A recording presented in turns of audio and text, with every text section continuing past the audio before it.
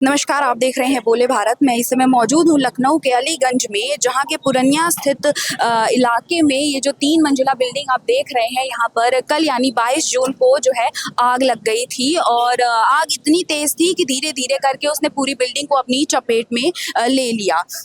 आग का जो है मेन कारण जो है वो जो है एसी में जो है शॉर्ट सर्किट बताया जा रहा है। और आग फैलने का जो है कारण ये भी खबर मिली है कि जो लकड़ियाँ हैं इस बिल्डिंग में बहुत ज़्यादा लकड़ियों का जो है इस्तेमाल हुआ था। ऊपर प्लाई वगैरह लगी हुई थी, जिसकी वजह से आग जो है तेजी से फैल गई और बच्चों और कर्मचारियों को जो है इसमें से निकलने में जो है दिक्कतों का सामना करना पड़ा है।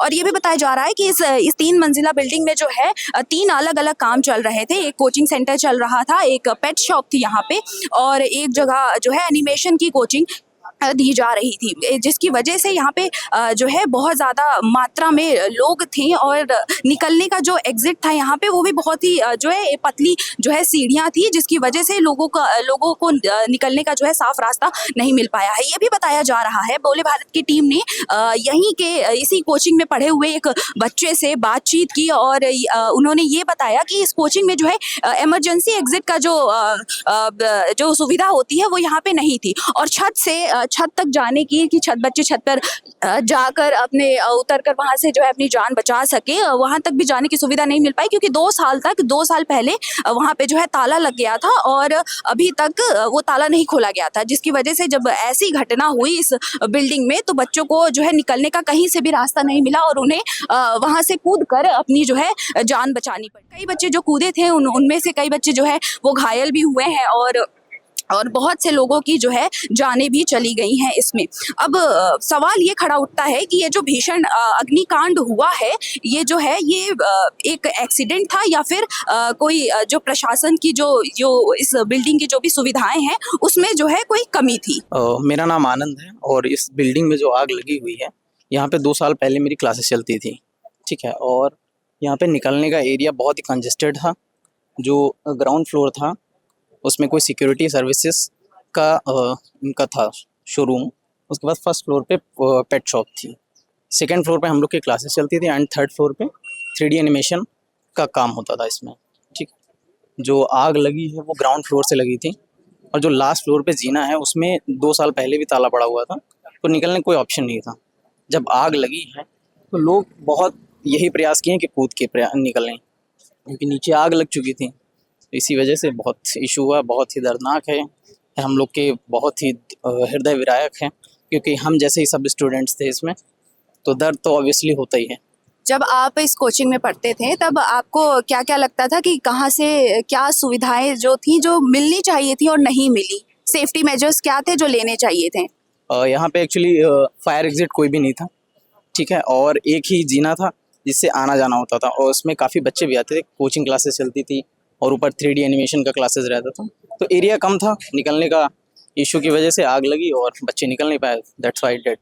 2 साल अप्रॉक्स पहले जो है मैं और मेरे भैया यहाँ पर आए थे उसके एडमिशन वगैरह के लिए, बट उन्हें फैकल्टीज वगैरह सही नहीं लगी एंड स्पेस उन्होंने जब देखा तो काफ़ी कंजेस्टेड एरिया रहता था। एक्चुअली टेबल्स रखी है, रूम्स बने हुए हैं, अंदर रिसेप्शन है उनका उसी में, तो काफ़ी छोटी बिल्डिंग में इतना सब कुछ आ पाना बहुत मुश्किल से रहता है। उन्होंने कैसे भी करके एडजस्ट कर रखा था बस, तो स्पेस ना होने की वजह से शायद ऐसा हुआ होगा। और जिस तरीके से उन्होंने चीज़ें रखी हुई थी ना, मतलब निकलने के लिए, जैसे यहाँ पे भी भीड़ है ना, काफ़ी डेंसिटी हो जाती थी जब बच्चे आ जाते थे। एक्चुअली बच्चे भी थे काफ़ी, लगभग जैसे कल ही 15 बच्चे मरे हैं, तो उससे तो ज़्यादा ही होंगे ना। तो उसमें मतलब बच्चों की से और थोड़ा हो जाता था कि और भीड़ हो गई है क्लास में, अब निकलने में सबको दिक्कत आती थी यूजुअली। अब ऐसी सिचुएशन में तो और पैनिक हो जाते हैं बच्चे लोग, तो फिर और दिक्कत आती है। तो शायद तभी ये जो है ऐसा हुआ होगा कि निकल नहीं पाए, सीढ़ियों पे आग लग गई एंड ये सब हो गया। इमरजेंसी एग्जिट जैसी चीज नहीं थी? एग्जिट नहीं था, बस एक ही एग्जिट था, ये सीढ़ियों वाला। जैसा कि आप देख सकते हैं कि मेरे पीछे जो ये 3 मंजिला इमारत है, इसमें जो है दीवार में जो है छेद करके दीवार को तोड़कर जो है बच्चों को बाहर निकाला गया था। आप देख सकते हैं कि जो यह यहाँ का जो भी प्रशासन था उसकी तरफ से कितनी लापरवाही थी, जिसकी वजह से यहाँ पे इमरजेंसी एग्जिट नहीं था और दीवार में जो है दीवार को जो है तोड़कर यहाँ पर जो है बच्चों को निकालना पड़ा है। आग लगने के कुछ ही मिनटों में पूरी बिल्डिंग धुएं से भर गई। कई छात्र जान बचाने के लिए खिड़कियों और बालकनी से नीचे कूदने को मजबूर हो गए। कुछ छात्र वॉशरूम में छिप गए ताकि धुएं से बच सके, लेकिन कई लोग बाहर नहीं निकल सके और दम घुटने की वजह से उनकी जान चली गई। 15 से ज्यादा लोगों की इस हादसे में जान गई, जबकि कई अन्य घायल हुए, जिनका इलाज KGMU ट्रॉमा सेंटर में चल रहा है। है। अग्निकांड के बाद मुख्यमंत्री योगी आदित्यनाथ एक्शन मोड में नजर आए। घटना के समय मुख्यमंत्री अलीगढ़ दौरे पर थे, लेकिन हादसे की जानकारी मिलते ही उन्होंने अपने सभी कार्यक्रम रद्द कर दिए और तत्काल लखनऊ के लिए रवाना हो गए। लखनऊ पहुंचने के बाद मुख्यमंत्री सबसे पहले अलीगंज स्थित घटनास्थल पर पहुंचे, जहां उन्होंने राहत और बचाव कार्यों का जायजा लिया। इसके बाद मुख्यमंत्री किंग जॉर्ज मेडिकल यूनिवर्सिटी पहुंचे और वहां भर्ती घायलों का हालचाल जाना। उन्होंने डॉक्टरों से घायलों की स्थिति की जानकारी ली और बेहतर से बेहतर इलाज सुनिश्चित करने के निर्देश दिए।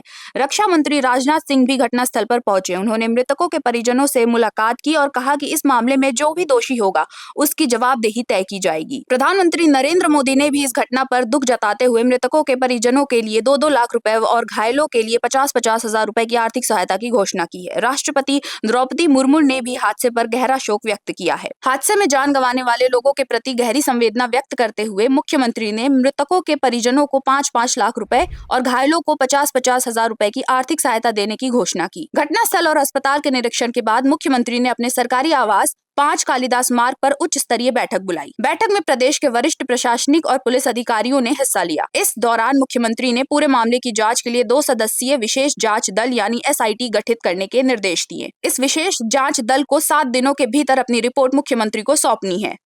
इधर पुलिस ने मामले में अब तक 4 आरोपियों की गिरफ्तारी की है। इनमें रामकृष्ण उपाध्याय, वीरेंद्र प्रसाद शुक्ला, तुषार कृष्ण जायसवाल और एक अन्य आरोपी शामिल है।